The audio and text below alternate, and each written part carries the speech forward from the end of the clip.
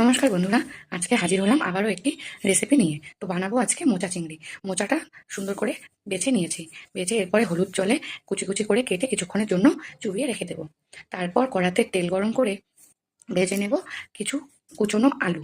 তো আলুটা যে ভেজে নিয়েছি, এরপর যেহেতু মোচা চিংড়ি করবো, চিংড়ি মাছ তো লাগবেই। চিংড়িটাও ভালো করে হলুদ লবণ মাখিয়ে এই যে দেখুন লাল করে ভেজে নিয়েছি। এরপর কড়াতে দিয়ে দিলাম তেজপাতা, গোটা জিরে আর কয়েকটা কাঁচা লঙ্কা চেরা। এই মোচাটা না আমাদের গাছেই হয়েছে, তো গতকালই গাছ থেকে নামিয়েছে। তো এই যে এরপরে দিয়ে দিলাম কেটে রাখা মোচাগুলো।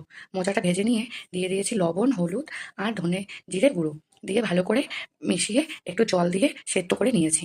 এরপরে দিয়ে দিয়েছি আদা বাটা। আদা বাটা না দিলে মোচার টেস্ট একদমই অসম্পূর্ণ থাকে। তারপরে আবারও একটু ভেজে নিয়ে এই যে দেখুন বন্ধুরা দিয়ে দিয়েছি চিংড়ি মাছ। এরপরে চিংড়ি মাছ দিয়ে নাড়াচাড়া করে দিয়ে দিলাম ঘি, গরম মশলা। ঘি গরম মশলা দিয়ে আবারও একটু ভেজে নিয়েছি। এই যে নামিয়ে নিয়ে গেছি, রেডি হয়ে